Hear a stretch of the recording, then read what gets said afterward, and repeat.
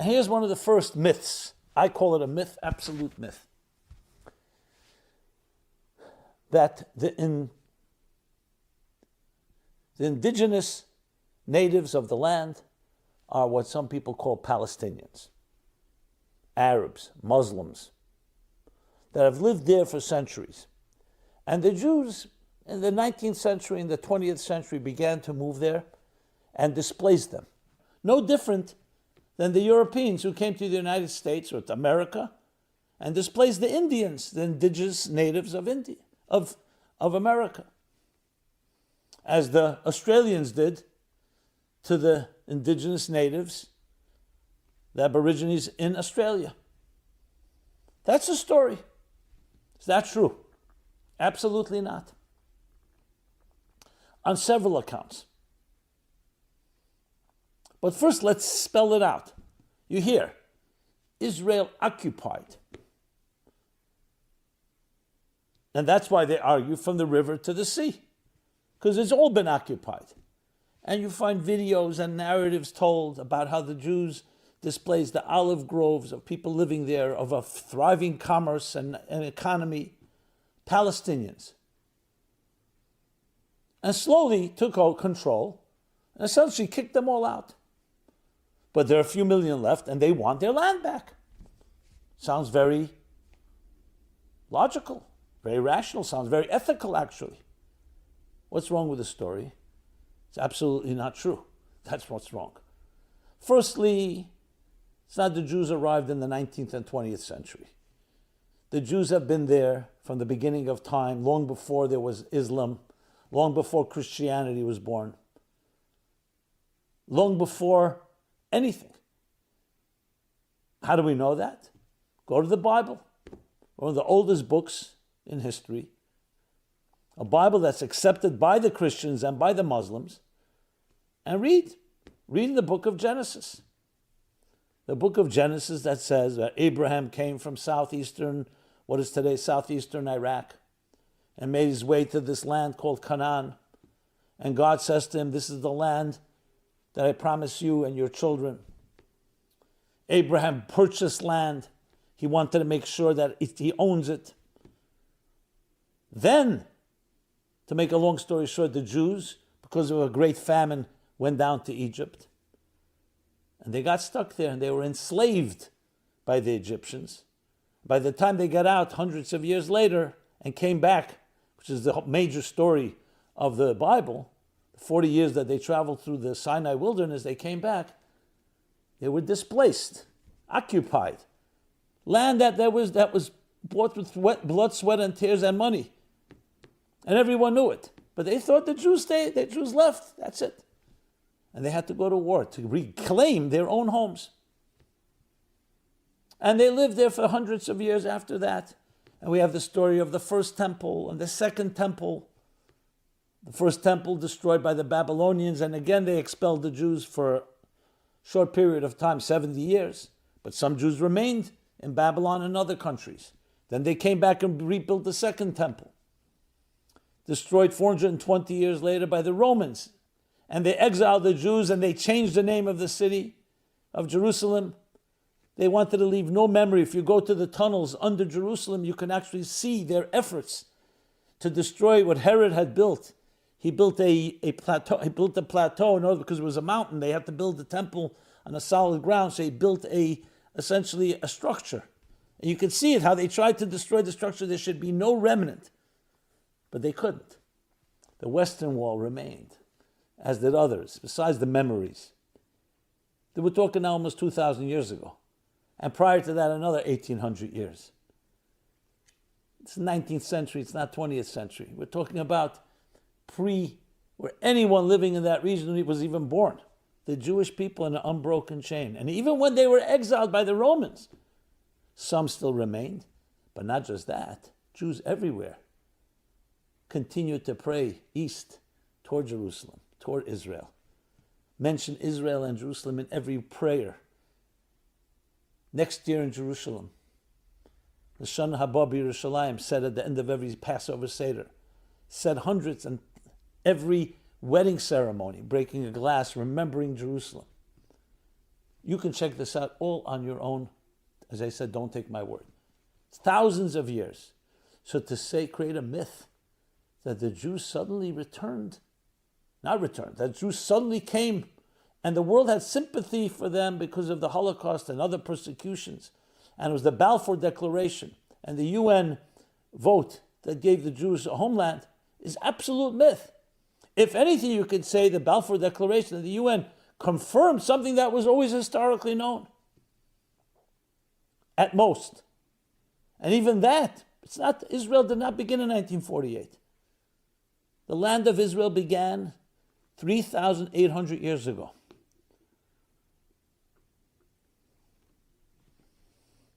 And if you want to add even stronger argument, the first commentary, on the first verse in the Bible, Rashi, Rab Shlomo Yitzchaki lived around 1,000 years ago, quotes a medrash that comes from 2,000 years ago, that it says, why did God begin the Torah? Why does the Torah begin with God? In beginning, God created heaven and earth. Why doesn't it begin with the mitzvot, with the commandments? The Torah was given with moral and ethical laws. So it says, because should there come a day where the non-Jewish world will say, you are thieves, you've stolen this land from us, the land of Israel. So here God says, I'm giving you preemptively what to respond. The response is, I created heaven and earth. And I gave earth to whom I want to. I gave earth to the entire nations of the world. And one piece I gave to my people, the Jewish people. One sliver. How did the Medrash know there would be such an argument? Because this argument is going on for years. And it's more than just a territorial and geographic argument. It's a spiritual argument, which I'll talk about soon.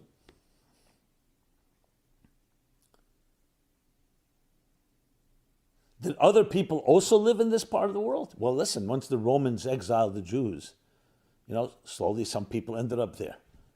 But there's been documentation how it always remained desolate. Some say because God has exiled his people, it remained desolate. So there are people that live there. Correct. But Jews always lived there. Always. And it was always an aspiration. Some of the great leaders, Nachmanides, the Shalah, and many, many others made their way at the end of their lives from Europe or wherever it is that they lived, from Egypt, from the different countries, made their way and were buried and died in Israel, the land of Israel, the promised land, the holy land. The words the promised land, the holy land, where'd those words come from? That's not 20th century language.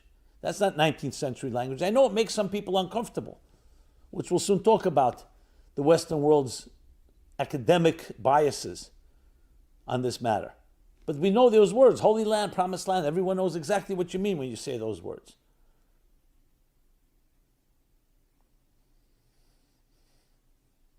So were there others, not Jews, living in the promised land, the holy land, let's say in the 19th century, the 18th century? Yes, the Ottoman Empire controlled it for a long period of time. And there were Arabs that lived there and Muslims that lived there. No one's denying that fact. But to deny that the Jews is the Jewish homeland, you could say everyone else are occupiers. And fine, God allowed that because of the people's sins. So he allowed others to occupy the holy promised land, but never took away that land from the Jewish people. So when they began making their way, they're just going home. Were there some injustices that happened? I'm sure that things happened. But to make a claim that these are occupiers, colonizers, colonialization, is a complete myth. But I'll take this a step further. There was never such a thing called Palestine. There was never such a country called, and people called Palestinians. And I'm going to quote now, not Torah sources. I'm going to actually read. I'd like to read to you. This is a quote that goes back to 1977, March 31st.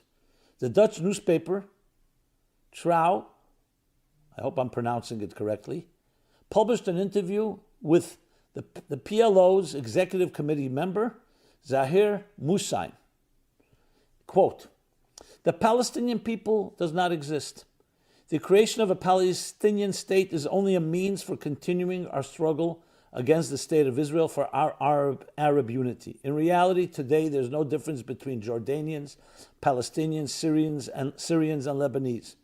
Only for political and tactical reasons do we speak today about the existence of a Palestinian people. Since Arab national interests demand that we posit the existence of a distinct quote-unquote Palestinian people to oppose Zionism.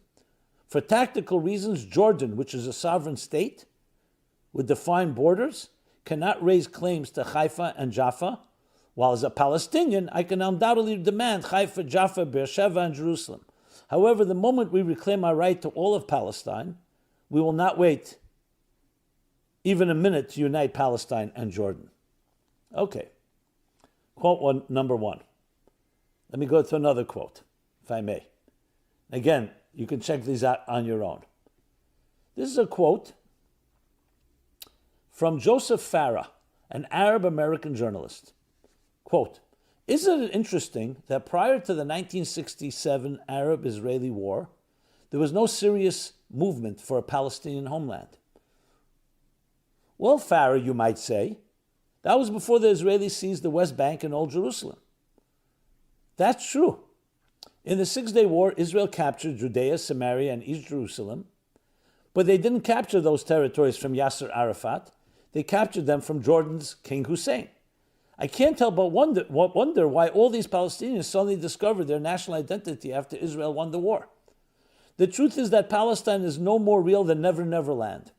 The first time the name was used was in 70 AD, when the Romans committed genocide against the Jews, smashed the temple, and declared the land of Israel would be no more. From then on, the Romans promised it would be known as Palestine. The name was derived from the Philistines, a Goliathian people conquered by the Jews centuries earlier. It was a way for the Romans to add insult to injury. They also tried to change the name of Jerusalem to Aelia Capitolina, but that had even less staying power. Palestine has never existed. This is all his quote. Before or since, as an autonomous entity, it was ruled alternately by Rome, by Islamic and Christian crusaders, by the Ottoman Empire, and briefly by the British after World War I. The British agreed to restore at least part of the land to the Jewish people as their homeland. Restore. There's no language, quote, continue the quote, known as Palestinian. There's no distinct Palestinian culture. There has never been a land known as Palestine governed by Palestinians.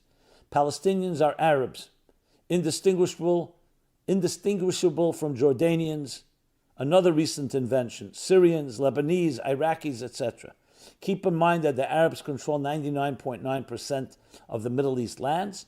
Israel represents 0.1% of the landmass. But that's too much for the Arabs. They want it all. And that is ultimately what the fighting in Israel is about today.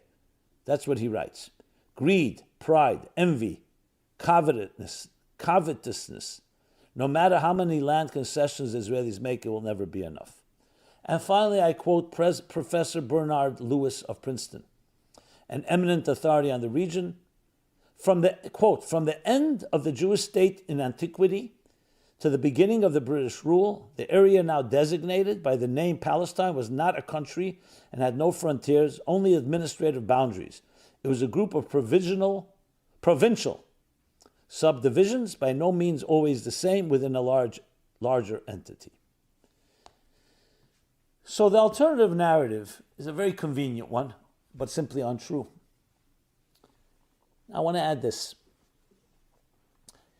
In 1948, when the partition took place, meaning when the UN partitioned and said this would be the Jewish, this would be given to the local Arabs living there, the Jews accepted, became the state of Israel. The Arabs rejected it and went straight to war. As a matter of fact, it was the Arabs, countries surrounding the area, that called for the natives living there, move out. We'll win the war, get out of the way, and then you'll all come back. Unfortunately, they lost the war. What were the Jews doing? The Jews were calling their neighbors and saying, stay here. Let us live in peace with each other. There's documentation of this. And this happened time and again. So this whole myth that has become like the story that so many people believe is just simply false. Check it out. Be open-minded enough to check it out. And if you have an alternative narrative with sources, please send them to me. And I say this right now as a Jew. We always wanted peace. We continue to want peace. As a matter of fact, this war, for us, on one hand, is self-defense and protecting the innocent that were massacred, and they would love to massacre if they had the opportunity to do so. But the war is a far bigger one. It's an ideological one. Will truth prevail? Will God prevail? Will goodness prevail? If indeed every Arab country and every Arab Muslim would lay down their arms and say, we want total peace, we want to live in peace. No call for the destruction of Israel. No call for the destruction of every Jewish man, woman, and child. No call for from river to sea. Total, complete peace.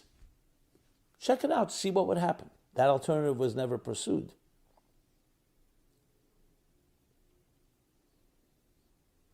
If the Jews laid down their arms, a point has been made. What you saw on Simchas Torah on October 7th would be, God forbid, mild in comparison what the enemies would want to do. They didn't make a quota of 1,400. If they could, it would be 14,000, it would be 14 million if they're possible, God forbid.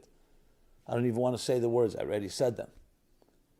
If the Jewish people laid down their arms, if they laid down their arms and actually declared surrender, and declared we want only peace, we change our constitution, no more state of war, no more call for destruction, you tell me what would happen. The second myth, well, maybe it's a part, is it's apartheid, occupation. Israel can cut off the water as they've done, electricity, water and other resources running to Gaza, and the same thing to what is called, they call the West Bank. West Bank of what, by the way? Jordan. That's what it's called.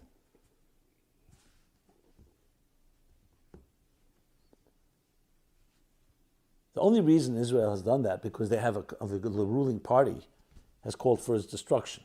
What should Israel do? Should it kill everybody in Gaza? Is that what America did to the Indians? What the Europeans did to the Indians? No, that's not what Jews do. That's not the belief.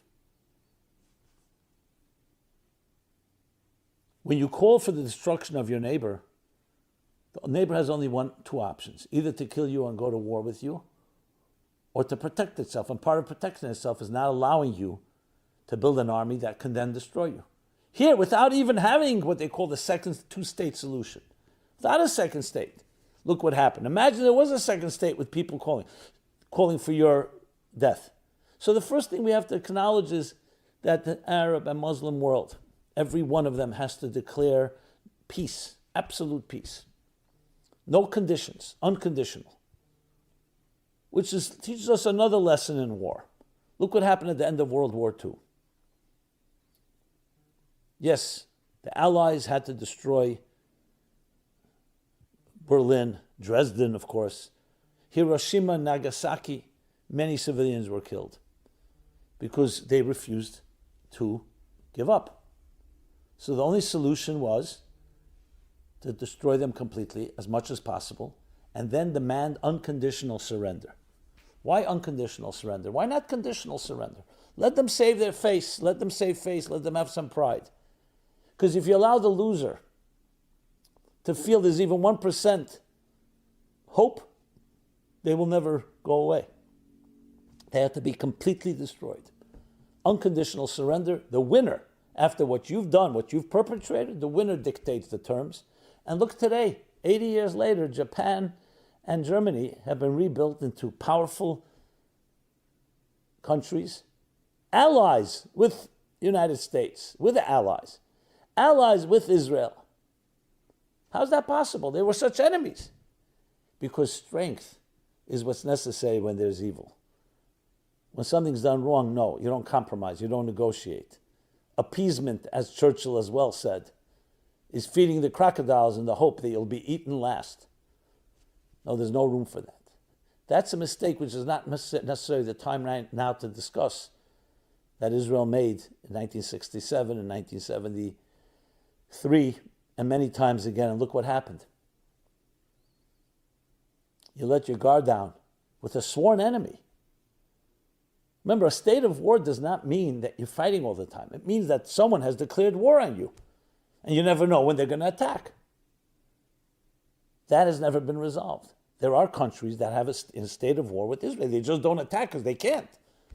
The deterrence of the military of Israel or whatever it may be. But now you see they have. So we understand Israel is mightier. But still it's an enemy that now has unfortunately taken 1,400 lives and hundreds of hostages. And our hearts, again, prayers go out to them. Now you'll say, well, look at this guy, he's completely pro-Israel. I'm pro-human being. I'm pro-God. I believe that God created every human being on this earth. And here's another myth in the divine image. Yes, Palestinians included, and Arabs included, and Muslims included, and Christians, and Buddhists, and atheists. Doesn't matter. One God created all of them. All of us, and Jews. And as such, we have to respect the dignity of life. That's what we believe, and I believe. So the myth that we want to kill anyone, God forbid, goes against the very principles. Even in the name of religion, we don't kill.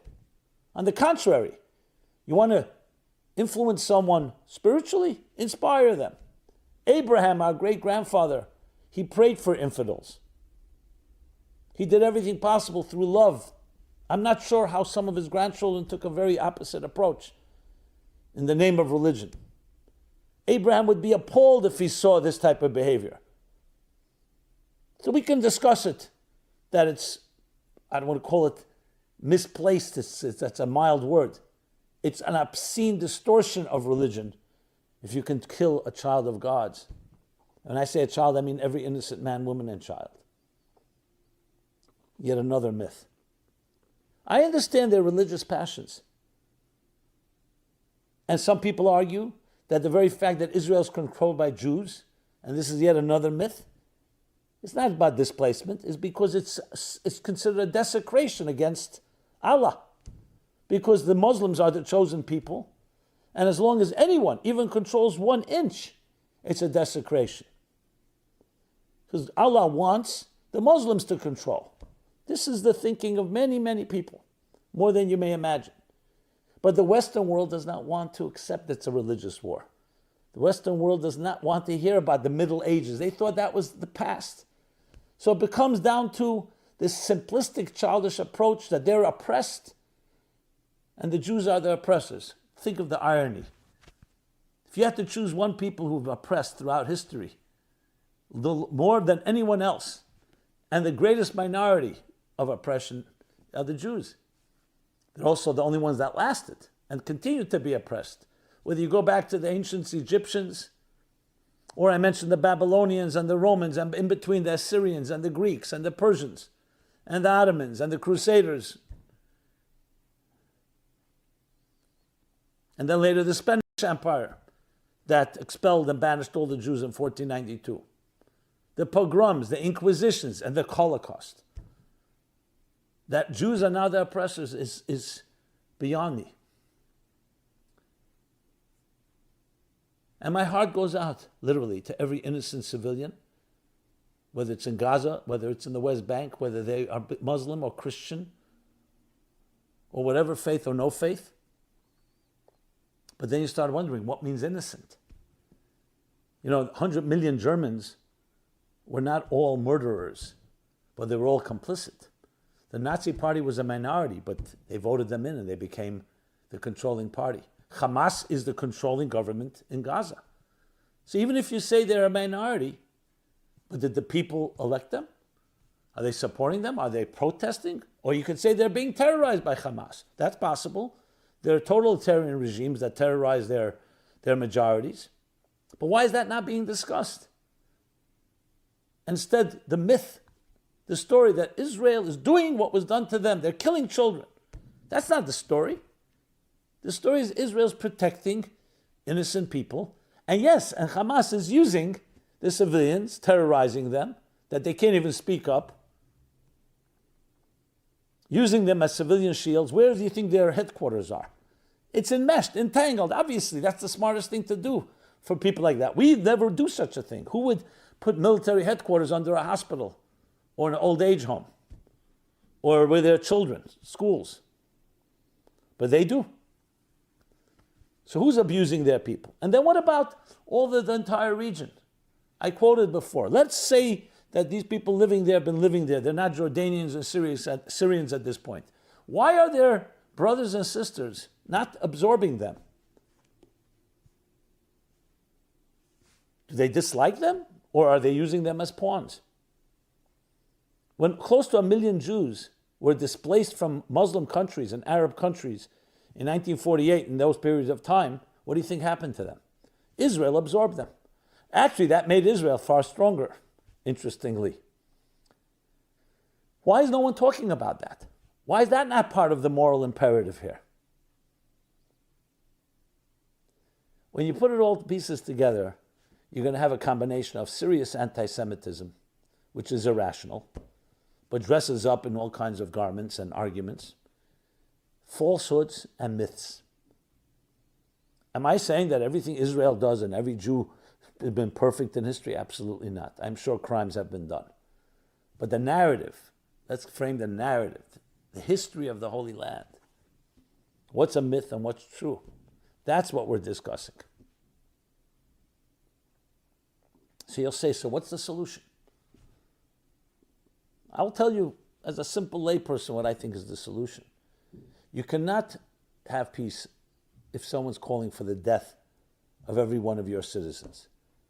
The United States can't have a peace like that. Europe cannot have a peace. No one can have such peace. So that's a prerequisite. There's no negotiation around that. It's not like, if you stop calling for my destruction, I'll give you a gift. No. Let's get an equal level playing field. I live in my house. You want to live next door to me in peace?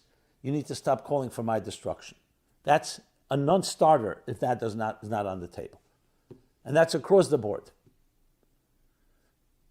If that can be done sincerely, and that's a question, of course, how do you prove sincerity? That can be done sincerely, and it's going to take a lot of work, because I know some people that just don't believe that. I know they say Israel does not belong to the Jews. It belongs to us for religious reasons. Some use the distorted historical argument.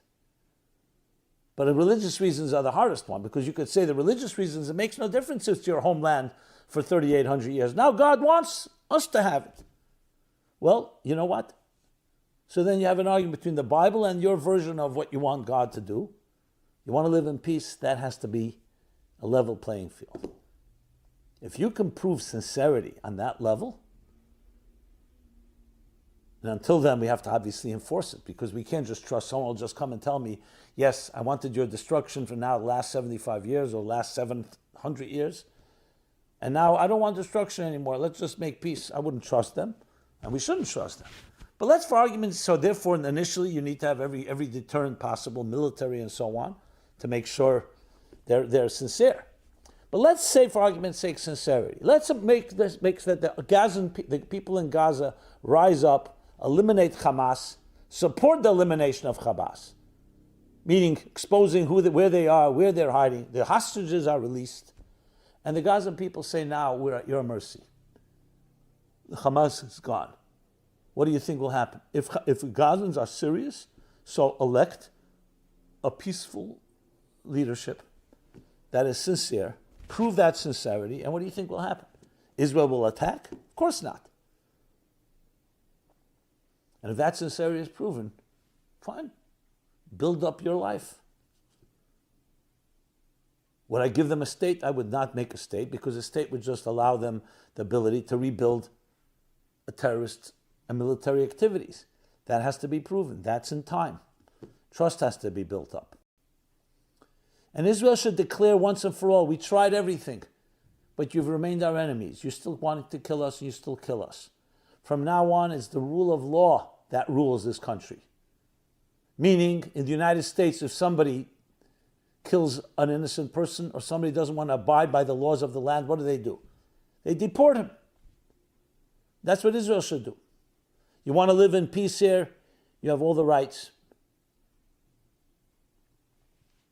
But if religious passions and distorted stories you think are going to dominate, and you're going to try to incite the anti-Semitic Gentile world, which millions of dollars are pouring in clearly to do that, that's not the way you're going to win this battle.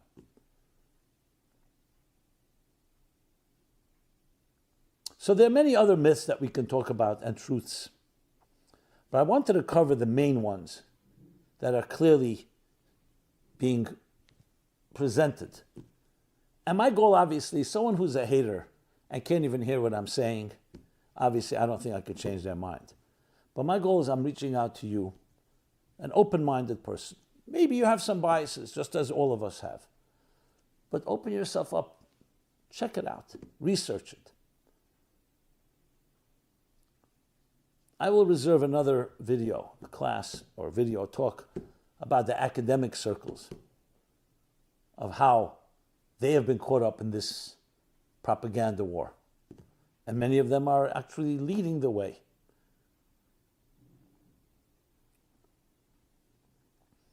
I do believe it's based on anti-Semitism, which is always the scapegoat of history, a minority that's been successful. Who better than the Jews? Lightning rod. But it's masqueraded in all kinds of progressive language. We're protecting the oppressed.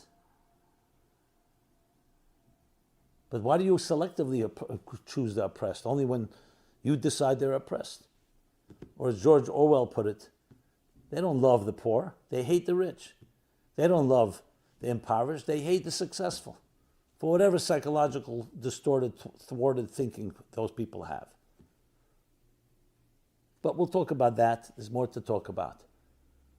So there's a war going on as well over the truth. And I hope I was able to shed some light. And I hope you were able to listen to it. And as I said, I am more than welcome, even a rebuttal, but not one that's just coming from emotional babble and psychobabble or the propaganda that's being perpetuated out there.